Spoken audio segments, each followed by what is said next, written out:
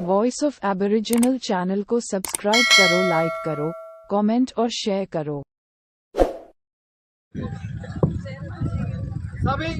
सभी साथियों से निवेदन है कि आप अपने अपने स्थान पे बैठ जाएं। पीछे पंडाल खाली है, थोड़ा वहां भी बैठ जाएं। ये साइड में जो भी भाई खड़े हैं और स्टेज के पीछे जो भी भाई खड़े हैं उधर सामने की तरफ चले जाएं। मंच की मर्यादा का पालन करें भाई। कोई वक्ता अपना वक्तव्य दे रहा है तो इसको कान लगाकर सुने और खड़े नहीं रहे। खड़े रहेंगे तो अव्यवस्था होगी। धन्यवाद। एमएलए साहब। सभी साथियों को जय जोहार। आज बिछीवाड़ा ब्लॉक में भील प्रदेश मुक्ति मोर्चा के बैनर तले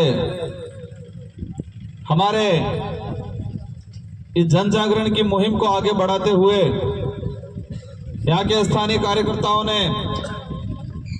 यहाँ के समाज के प्रति शुभचिंतक साथियों ने मिलके ये जो कार्यक्रम आयोजित किया है, इसलिए ना इतने दिनों से मेहनत करने वाले सारे सामाजिक कार्यकर्ताओं को मेरी ओर से खूब खूब धन्यवाद देना चाहूंगा।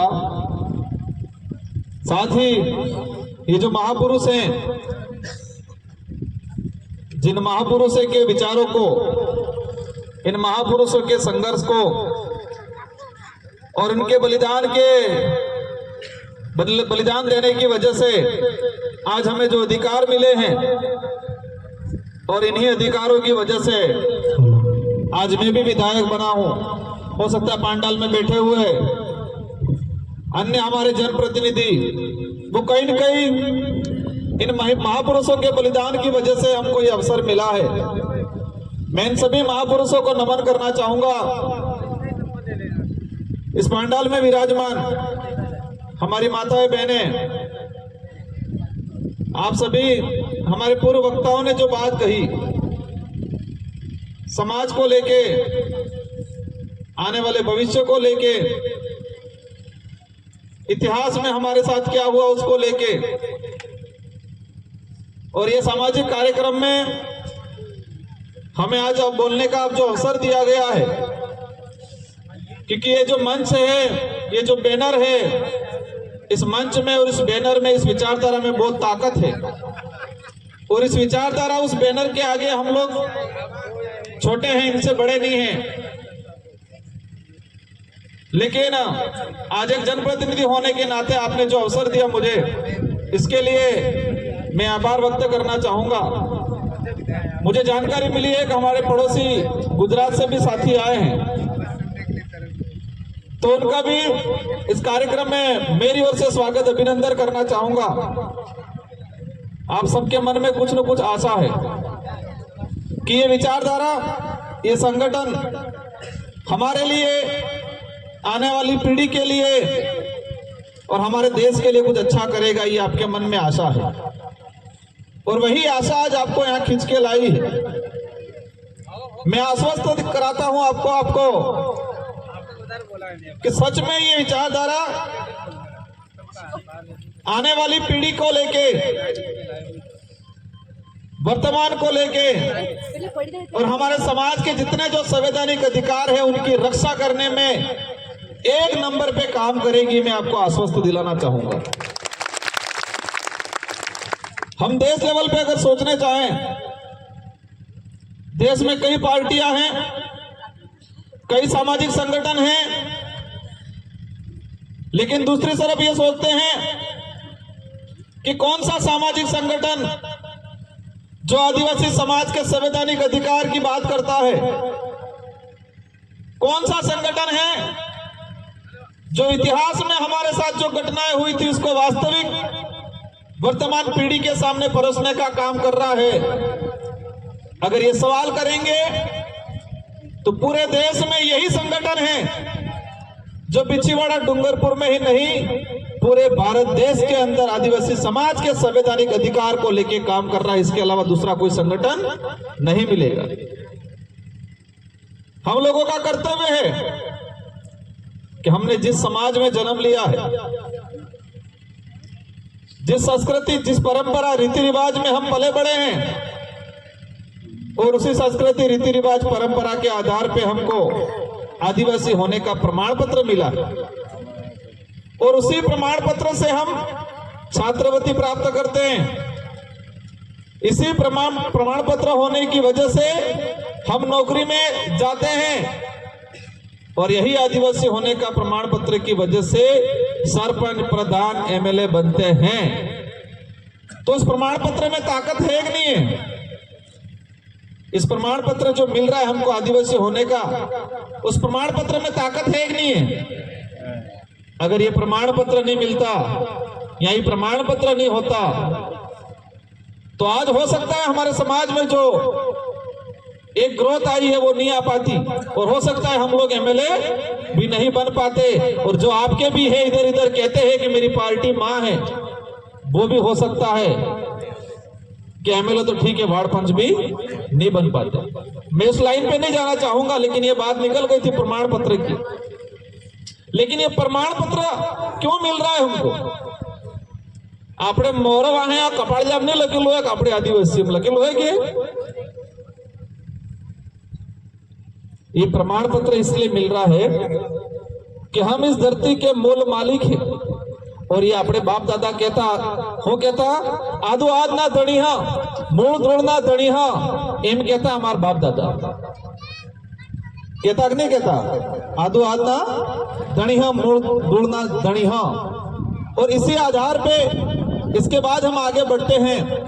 हमारे रीति रिवाज अलग है, हमारी संस्कृति जो हमारे बाप दादा हमको एक विरासत में देके गए।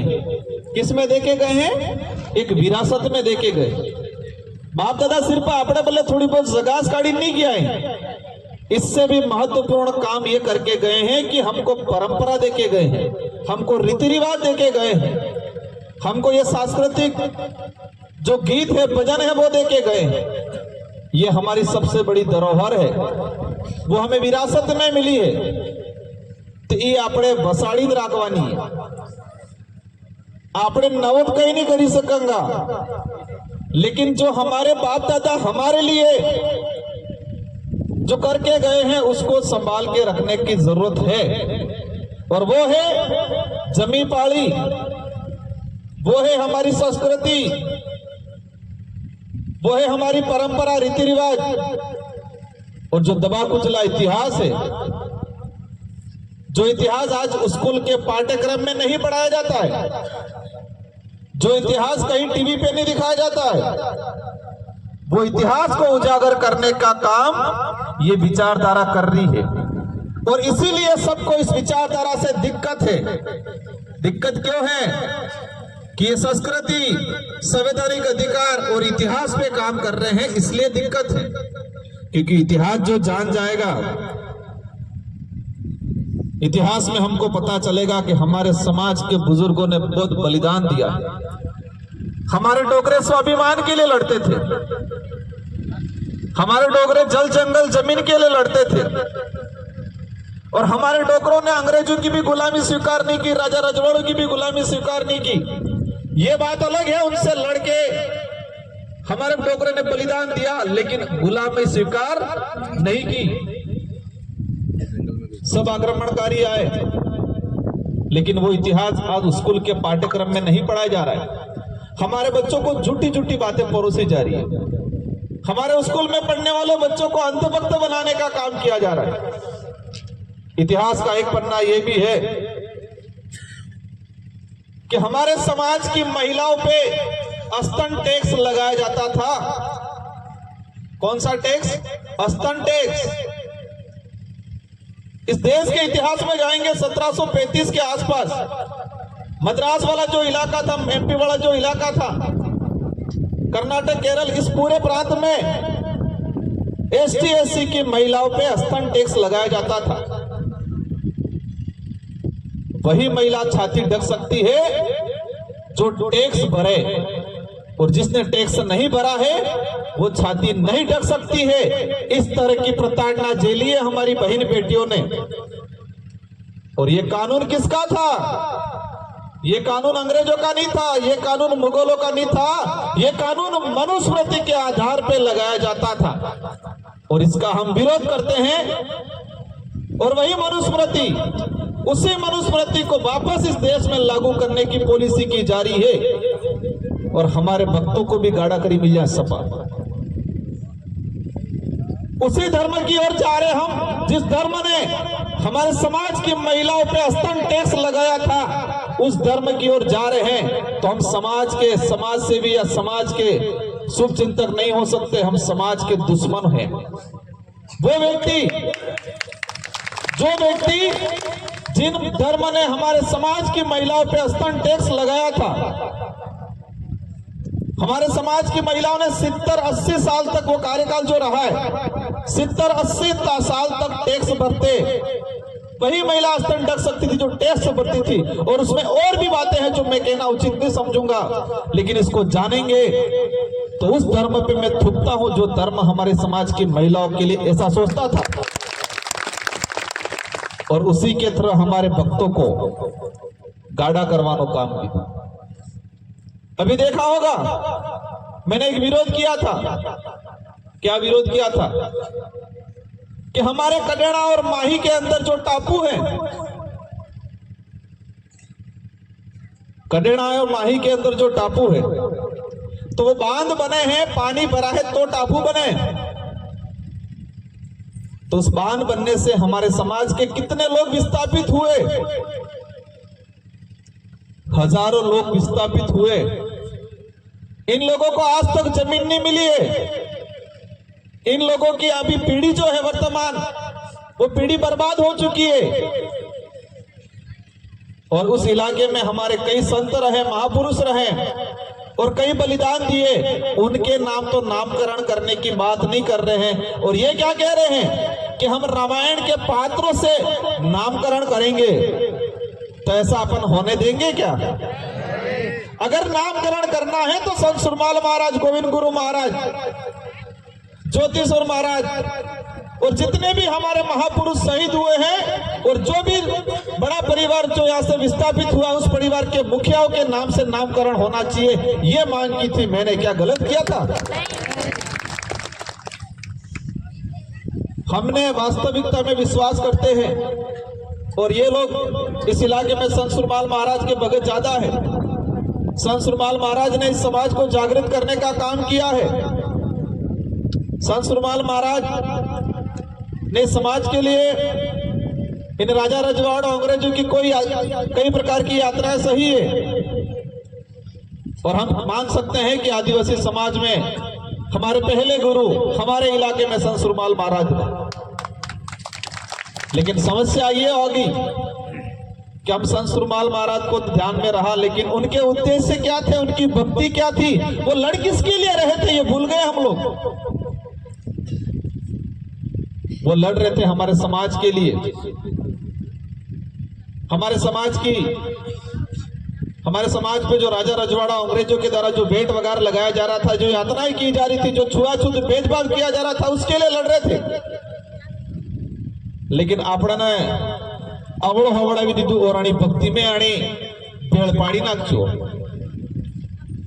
और जिन लोगों ने संत सुरमाल महाराज को परेशान किया, उनको यातनाएं दी, इन्हीं लोगों के साथ हमारे भगत आज जा रहे हैं। तो हमारे पूर्वज हाथे जणे अन्याय कीधो, एने हाथे આપણે કંદો થકી કંદો મેળવી નર્ગ વજાડો તે જમે।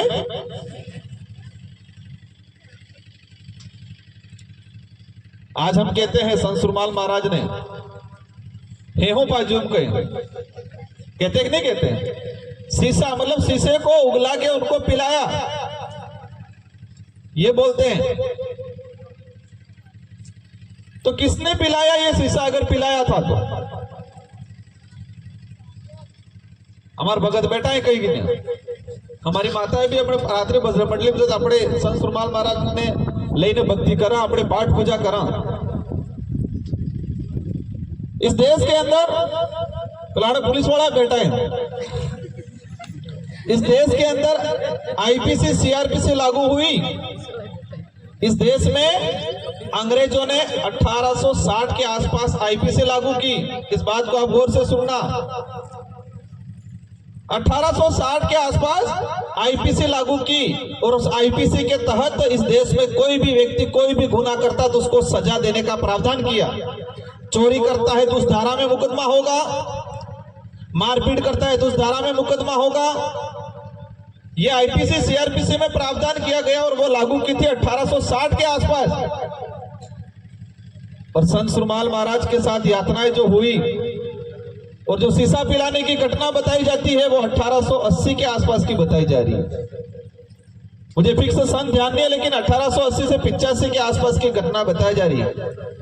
और हमें किताब में पढ़ी रह जाए कि अंग्रेजों ने शीशा पिलाया तो अंग्रेजों ने कानून बना था आईपीसी, और आईपीसी में कहीं पर भी शीशा पिलाने का कानून दंड नहीं है। आईपीसी में मृत्यु दंड है, फांसी देने का दंड है, लेकिन उगला के शीशा पिलाएंगे ये कहीं लिखा नहीं है। तो फिर ये सजा किसके द्वारा दी गई और क्यों दी गई? और ये शीशा उगला के पिलाने का जो था वो दंड कौन से कानून में लिखा था?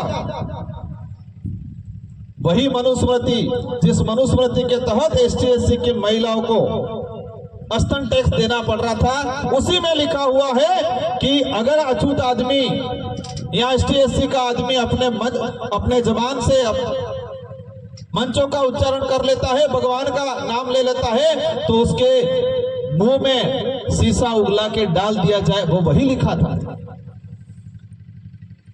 और अपने अंग्रेजन गाड़ी दे खुश थी गया।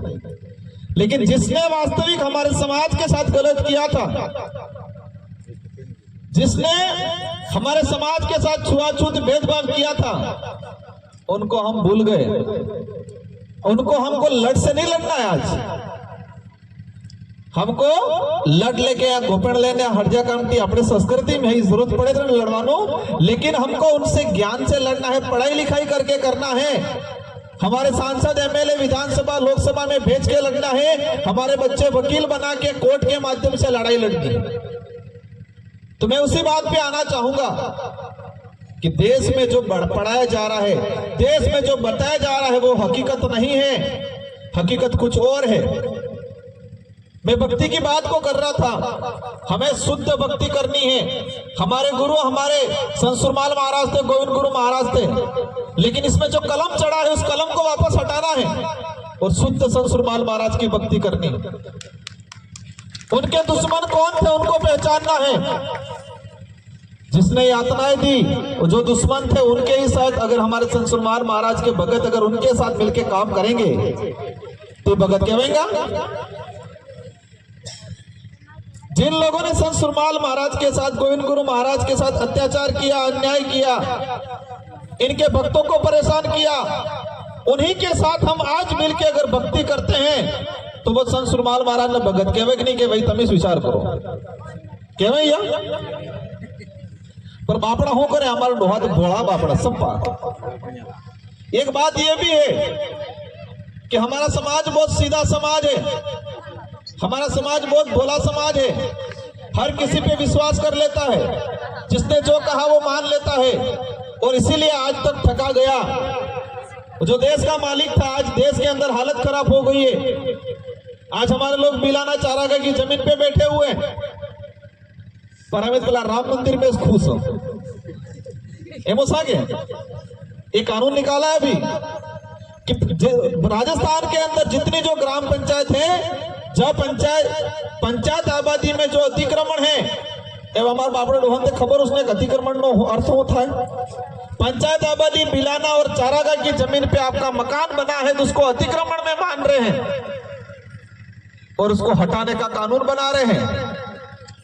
और हमारे भी खुश हैं राम मंदिर में भी तो ठीक है। अभी क्या अपने द्वारिका में के साबरमती पाए के खोज की थी कहीं एक तो टीवी माते बता दो तो कि मोदी जी से नाड़े पानी में उतरी ने मैं पूजा करे मायम के। अरे भगवान नगड़ जा हम सपनों आप जो कणा महाराज ने कणा भगत ने आप सुस्तू नेता ने केम सपनों आवे मंत ने आप तो ये देश को गुमराह करने का ढोंग रचा जा रहा है। हमारी लड़ाई किसी भी समुदाय से भी नहीं है, हमारी लड़ाई किसी जाति से नहीं है, हमारी लड़ाई किसी धर्म से नहीं है। ये देश का संविधान कहता है कि हर व्यक्ति को अपने विवेक या अपनी इच्छा के अनुसार धर्म अपनाए, जो करे। जो हिंदू मानता है वो मानो, आप कोई दिक्कत नहीं। जो ईसाई मानता है वो मानो, कोई दिक्कत नहीं। जो मुस्लिम है मुस्लिम मानो, कोई दिक्कत नहीं। लेकिन आदिवासी समाज को धर्म के अंधकार में जो फंसाने का काम कर रहे हैं, जिससे हमारे आदिवासी समाज के व्यक्ति का विवेक खत्म हो रहा है, सोचने समझने की शक्ति खत्म हो रही है, वहां हम विरोध करेंगे और आपको साथ देना है। और ये बात यही तक नहीं, अपने घर में, परिवार में, रिश्तेदारी में, अपने गांव में बतानी है कि हमको सच्चाई के लिए लड़ना है। हम संत सुरमाल महाराज के भगत है, गोविंद गुरु मगाड़ महाराज के भगत है, उनकी शुद्ध भक्ति करेंगे, मिली मिलाई भक्ति नहीं करेंगे। इस ओर हमको आगे बढ़ना है। हो सकता है समय हो रहा होगा, संचालक महोदय विचार कर रहे होंगे, मुझे भी एक दो जगह जाना है, लेकिन इस पांडाल में जितने जो हमारे बड़े बुजुर्ग युवा साथी बैठे हैं, एक बात ये विचार करनी है कि इंसान कई प्रकार का सोचता है। एक तो वर्तमान बल्ले सोचे और एक भविष्य बल्ले सोचे। ते आपने बार वर्तमान बल्ले बदार सूची रह जा कि भविष्य बल्ले बदार सूची रह जा? मैं तो वर्तमान बल्ले सुधार सूची रह जा।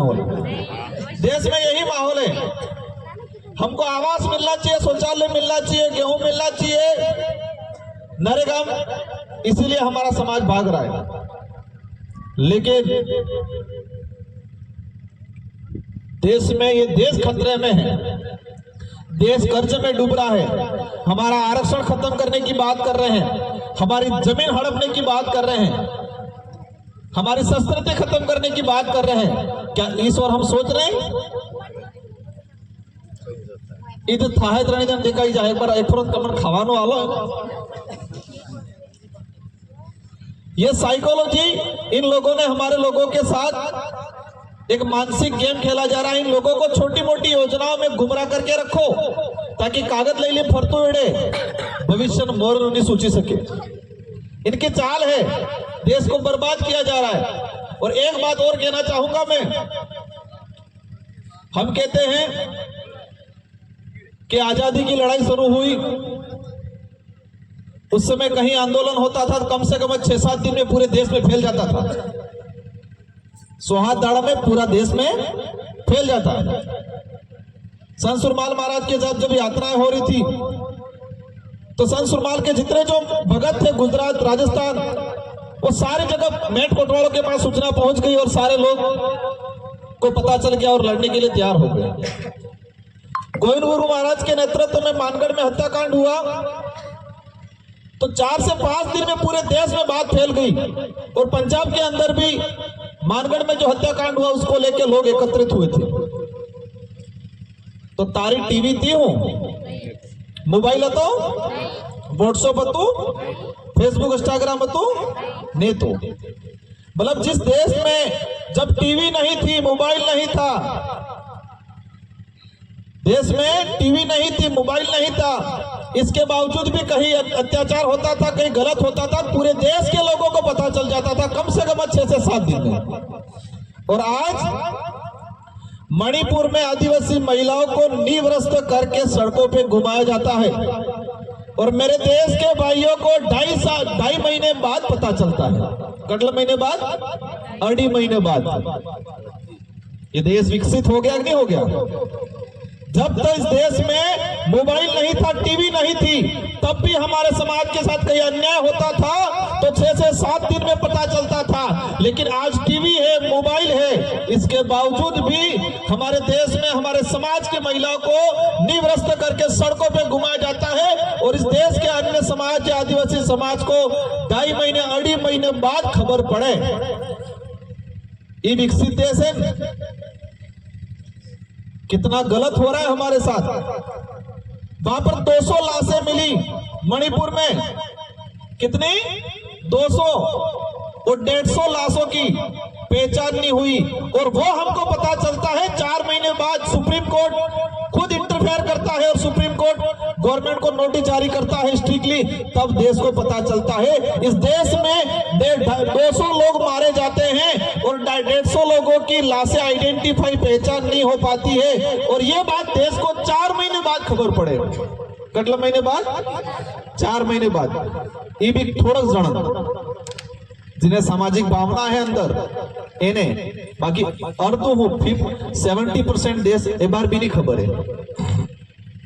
ये सोचने की बात है कि नहीं है कि जब देश में टीवी नहीं था, मोबाइल नहीं था, तब देश में कहीं अन्याय होता था तो 7-8 दिन में पता चलता था, लेकिन आजाद भारत में इतना बड़ा अत्याचार हो रहा है और हमारे देश के लोगों को 2.5-3-3 4-4 महीने बाद पता चल रहा है किस दिशा में जा रहे हैं हम लोग।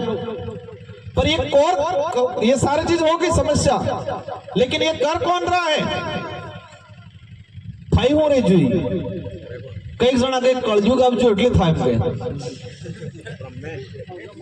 हो गई कलयुग अब जो એટલે થાય तो कलयुग आदिवासी माता सब जुए भाई। वर्तमान में देश के अंदर देखा जाए तो जो गरीब तबका है, आदिवासी समुदाय है, उस पर अत्याचार हो रहा है, तो इसका मतलब आदिवासी समाज पे आया कलयुग। ऐसा कह के हमारे लोगों को डिमोटिवेट करते हैं, उनको कहते हैं कि ये तो भगवानों ये बार श्राप है, कलयुग है। ये सोचने की विषय है कि हमारे लोगों को ये देश से खत्म करने की पॉलिसी बनाई जा रही है। ये बात है, या तो आप जिंदा रहो, खाने पीने के लिए सोचो, अपने हक की बात और स्वाभिमान की बात नहीं कर सकते हो, ऐसा सोच रहे हैं वो लोग। जो हक की बात, स्वाभिमान की बात करेगा उसके साथ अन्याय किया जाएगा, उसको मारा जाएगा, पीटा जाएगा। एक तरफ कह रहे न्याबिन कि राम 14 साल वनवास में रहा था और वनवासी लोगों का राम से बहुत बड़ा नाता है, और दूसरी तरफ हमारे हसदेव में 15-16 ग्राम पंचायतों को उजाड़ा जा रहा है, पूरा जंगल काट लिया गया। कितना बेवकूफ बनाया जा रहा है। ये सारी चीजें होगी, अब हमको करना क्या है? हमको ये करना है कि सबसे पहले हमको समझदार बनना है। हो बनबो है समझदार, विवेकशील बनबो है, विवेकहीन नहीं था वो है। सोचने समझने की शक्ति, सही गलत क्या है उसको परखने की शक्ति अपने अंदर लानी है। और हमारे समाज के अन्य लोगों को जो सोए हुए हैं, जो सुविधाओं के संभोग में डूबे हुए हैं, सुविधाओं के संभोग में डूबे हुए हैं, इन लोगों को समझाना है। अभी आपकी जिंदगी तो निकल जाएगी, लेकिन आने वाले समय में आने वाली पीढ़ी का जीवन खराब हो जाएगा, और आने वाली पीढ़ी का जीवन खराब हो जाएगा तो अगरबत्ती दीवो नहीं करेंगे आप। अब अगरबत्ती दीवानी बात आप जी, आज आपने अगरबत्ती दीवा कीधा कि नहीं कीधा इन महापुरुषों को? मैं बोलवा पहला हूं कि जो इन महापुरुषों को नमन करता हूं।